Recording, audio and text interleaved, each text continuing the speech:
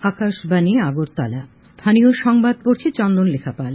এখনকার বিশেষ বিশেষ খবর হল, আজ থেকে দেশজুড়ে স্বচ্ছতায় সেবা অভিযান 2024 শুরু হয়েছে। মুখ্যমন্ত্রী অধ্যাপক ড মানিক সাহা বলেছেন, স্বচ্ছতার পরিবেশ বজায় রাখতে হলে স্বচ্ছ মানসিকতা নিয়ে কাজ করতে হবে। রাষ্ট্রপতি দ্রৌপদী মুর্মু বলেছেন, জল সম্পদ সীমিত, তাই সবার জন্য জলের সরবরাহ কেবল দক্ষ ব্যবহারের মাধ্যমেই সম্ভব। যুব বিষয়ক ও ক্রীড়া দপ্তরের উদ্যোগে আগামীকাল থেকে বিভিন্ন বয়স বিভাগে বালক ও বালিকাদের রাজ্যভিত্তিক অ্যাথলেটিক্স ও সাঁতার প্রতিযোগিতা পানিসাগরে শুরু হচ্ছে। এবারে আসছি বিস্তারিত সংবাদে। আজ থেকে দেশজুড়ে স্বচ্ছতায় সেবা অভিযান 2024 শুরু হয়েছে, চলবে আগামী 2 অক্টোবর পর্যন্ত। এবারের মূল ভাবনা স্বভাব স্বচ্ছতা, সংস্কার স্বচ্ছতা। তার আওতায় শ্রমদান ও সম্মিলিত উদ্যোগে সারা দেশ পর্যটন স্থল, সরকারি ভবন, জলাশয়, চিড়িয়াখানা, অভয়ারণ্য এবং জনসাধারণের ব্যবহৃত শৌচালয়ের মতো স্থানগুলিতে পরিচ্ছন্নতা অভিযান চালানো হবে। 3টি মূল স্তম্ভের উপর এবারের অভিযান পরিকল্পনা করা হয়েছে। এগুলো হল স্বচ্ছতার জন্য নির্ধারিত স্থান, সিটিইউ শ্রমদান কার্যক্রম, স্বচ্ছতায় জনভাগিদারি এবং সাফাই মিত্র সুরক্ষা শিবির। আকাশবাণী আগরতলা কেন্দ্রের সংবাদ বিভাগের কর্মীরা আজ দপ্তরে স্বচ্ছতা শপথ গ্রহণ করেন। শপথ বাক্য পাঠ করান বার্তা সম্পাদক কুনাল শিন্ডে। বাণিজ্য ও শিল্পমন্ত্রী পীযূষ গোয়েল বলেছেন, পরিচ্ছন্নতা এখন গণ আন্দোলনে পরিণত হয়েছে। স্বচ্ছতাই সেবা অভিযানের অংশ হিসেবে আজ নতুন দিল্লিতে বাণিজ্য ও শিল্প মন্ত্রকের আধিকারিক ও কর্মীদের স্বচ্ছতার শপথ পাঠ করানোর সময় শ্রী গোয়েল কথা বলেন। তিনি প্রধানমন্ত্রী নরেন্দ্র মোদীর দৃষ্টিভঙ্গির রূপান্তরমূলক প্রভাব উল্লেখ করে বলেন, এটি লক্ষ লক্ষ মানুষকে অনুপ্রাণিত করেছে এবং জাতির ভবিষ্যৎ গঠন করে চলেছে। তিনি আরও উল্লেখ করেন যে পরিচ্ছন্নতা আন্দোলনের শিকড় মহাত্মা গান্ধীর আদর্শে নিহিত রয়েছে। মুখ্যমন্ত্রী অধ্যাপক ড মানিক সাহা বলেছেন, স্বচ্ছতার পরিবেশ বজায় রাখতে হলে স্বচ্ছ মানসিকতা নিয়ে কাজ করতে হবে। পরিবেশকে সুন্দর ও স্বাভাবিক রাখার জন্য সাফাই অভিযানের পাশাপাশি বৃক্ষরোপণে সবাইকে এগিয়ে আসতে হবে। আজ উদয়পুরে রাজ্যভিত্তিক স্বচ্ছতাই সেবা অভিযান 2024 উদ্বোধন করে তিনি একথা বলেন। মুখ্যমন্ত্রী বলেন, অভিযান শুধু আমি ঝাড়পোছ করলাম, রাস্তাঘাট পরিষ্কার করলাম, অফিস পরিষ্কার করলাম, সেটা না। মনের থেকেও যে অস্বচ্ছতার যে আমাদের ভিতরে ঢুকে আছে, সেগুলো ব্রেনের ভিতর যেগুলো ঢুকে আছে, তার থেকেও আমাদের এই স্বচ্ছতা অভিযান প্রয়োজন। রাজনীতি হোক, কাজকর্মে হোক, সব জায়গায় এই স্বচ্ছতা অভিযান দরকার।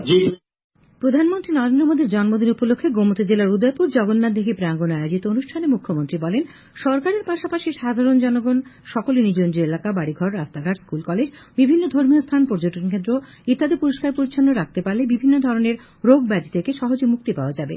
তিনি বলেন, প্রধানমন্ত্রী একই দিশায় কাজ করছেন, যার ফলে স্বচ্ছতা আজ একটি গুরুত্বপূর্ণ প্রচার অভিযানের রূপ পেয়েছে। মুখ্যমন্ত্রী বলেন, সাধারণ মানুষের চিকিৎসার কথা চিন্তা করে প্রধানমন্ত্রী জন আরোগ্য যোজনা চালু করা হয়েছে।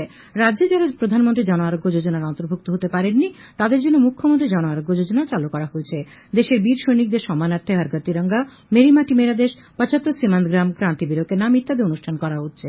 অনুষ্ঠানে অর্থমন্ত্রী প্রণজিৎ সিংহ রায় বলেন, নিজের এলাকাকে পরিষ্কার পরিচ্ছন্ন রাখার দায়িত্ব সকলের। অনুষ্ঠানে পানীয় জল ও স্বাস্থ্য বিধান দপ্তর ও নগর উন্নয়ন দপ্তরের সচিব অভিষেক সিং বক্তব্য রাখেন। স্বাগত ভাষণ দেন গোমতী জেলার জেলাশাসক তড়িৎকান্তি চাকমা। মুখ্যমন্ত্রী আজ জগন্নাথ দিঘির পূর্ব পারে সাফাই অভিযানে অংশ নেন এবং এক পেড় মা কে নাম ভাবনার অঙ্গ হিসেবে বৃক্ষরোপণ কর্মসূচিতেও অংশগ্রহণ করেন। মুখ্যমন্ত্রী তেলেঙ্গানার রাজ্যপাল জিষ্ণুদেব বর্মা বন্যায় ক্ষতিগ্রস্ত তেপানি আমতলীস্থিত আলোর দিশারি আশ্রমে প্রেরিত সামগ্রী বোঝাই গাড়িটির যাত্রার সূচনা করেন। পরে মুখ্যমন্ত্রী মাতাবাড়ি ত্রিপুরা সুন্দরী মন্দিরে পুজো দেন। মুখ্য সচিব জে কে সিনহা সিপাহীজলা জেলাভিত্তিক পাক্ষিক স্বচ্ছতায় সেবা 2024 কর্মসূচির উদ্বোধন করেছেন। ভারতরত্ন অটল বিহারী বাজপেয়ী চরিলাম দ্বাদশ শ্রেণী বিদ্যালয়ে আয়োজিত জেলাভিত্তিক এই অনুষ্ঠানে মুখ্য সচিব বলেন, স্বচ্ছতা প্রতিটি মানুষের প্রাত্যহিক জীবনের অঙ্গ হওয়া প্রয়োজন। অনুষ্ঠানে স্বচ্ছতায় সেবা সিপাহীজলা জেলাভিত্তিক লোগোর আবরণ উন্মোচন করেন তিনি। এবছর কর্মসূচির ভাবনা স্বচ্ছ স্বভাব, স্বচ্ছ সংস্কার। অনুষ্ঠানে স্বাগত ভাষণ দেন সিপাহীজলা জেলার জেলাশাসক সিদ্ধার্থ শিব জয়সওয়াল। অতিরিক্ত জেলাশাসক সুব্রত মজুমদার ছাত্রছাত্রী সহ উপস্থিত সবাইকে স্বচ্ছতা শপথ বাক্য পাঠ করান।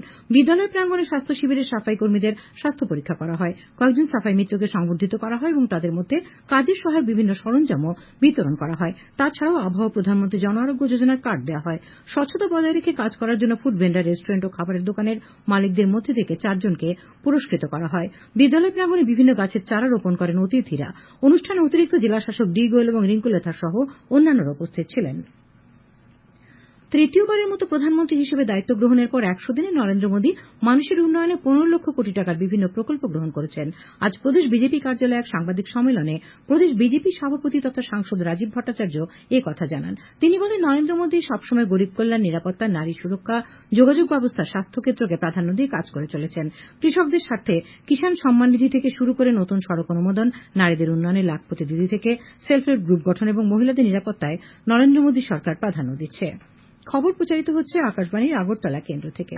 রাষ্ট্রপতি দ্রৌপদী মুর্মু বলেছেন, জল সম্পদ সীমিত, তাই সবার জন্য জলের সরবরাহ কেবল দক্ষ ব্যবহারের মাধ্যমেই সম্ভব। নতুন দিল্লির ভারত মণ্ডপমে আজ ৪র্থ ভারত জল সপ্তাহের উদ্বোধন করে রাষ্ট্রপতি কথা বলেন। তিনি বলেন, শুধুমাত্র জলশক্তির সাহায্যে জলের শক্তি সঠিকভাবে সংগ্রহ ও ব্যবহার করা যায়। জলশক্তির সঠিক সঞ্চয় ব্যবহারের লক্ষ্যমাত্রা অর্জন করতে হলে সকল নাগরিককে জলযোদ্ধার ভূমিকা পালন করতে হবে। প্রধানমন্ত্রী নরেন্দ্র মোদী আজ ওড়িশায় রেল ও জাতীয় মহাসড়ক প্রকল্পের পাশাপাশি ওড়িশা সরকারের অগ্রাধিকার ভিত্তিক মহিলা কেন্দ্রিক উদ্যোগ সুভদ্রা যোজনার সূচনা করেন। প্রধানমন্ত্রীকে আজ ভুবনেশ্বরের বিজু পট্টনায়ক আন্তর্জাতিক বিমানবন্দরে উপজাতীয় লোকনৃত্য এবং বাজনার সঙ্গে পরম্পরাগতভাবে স্বাগত জানানো হয় এবং জন্মদিনের শুভেচ্ছা জানানো হয়।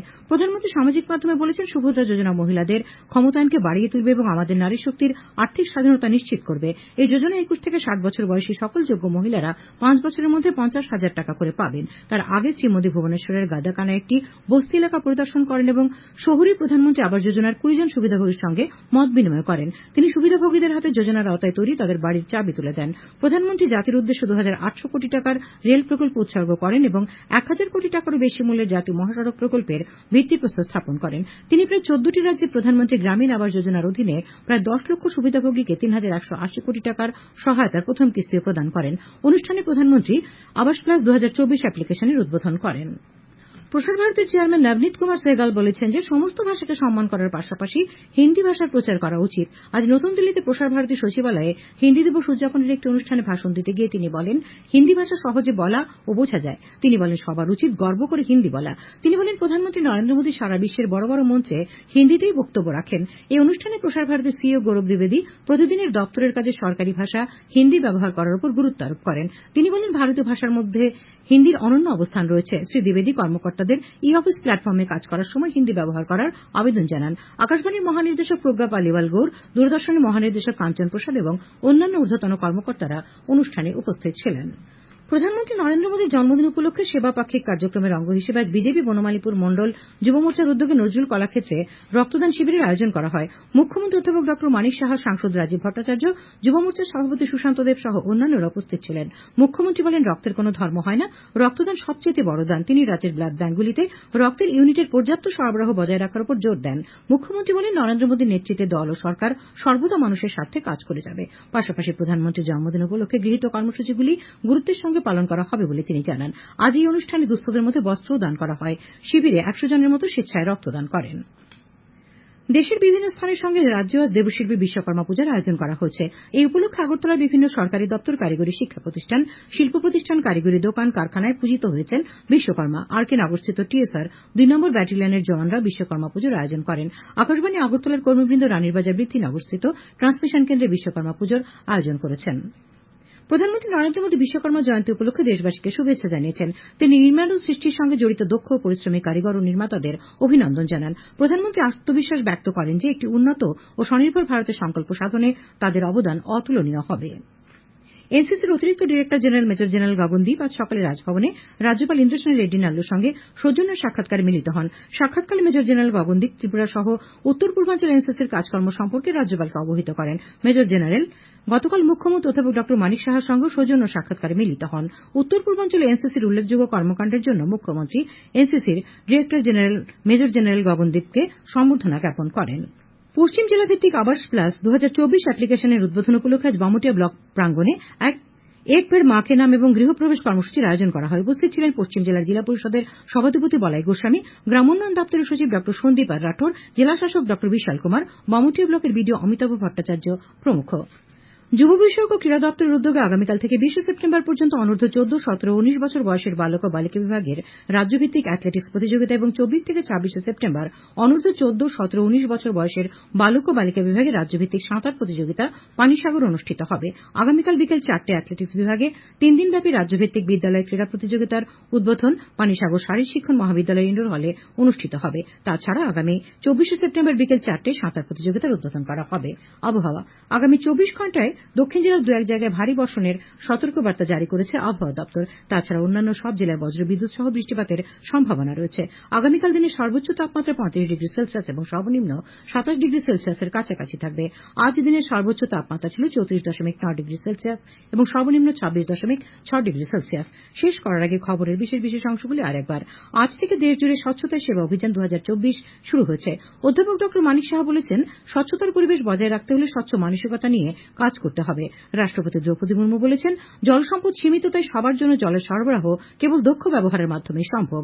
যুব বিষয়ক ও ক্রীড়া দপ্তরের উদ্যোগে বিভিন্ন বয়স বিভাগে বালক ও বালিকাদের রাজ্যভিত্তিক অ্যাথলেটিক্স ও সাঁতার প্রতিযোগিতা পানিসাগরে শুরু হচ্ছে। স্থানীয় সংবাদ আজকের মতো এখানেই শেষ হলো।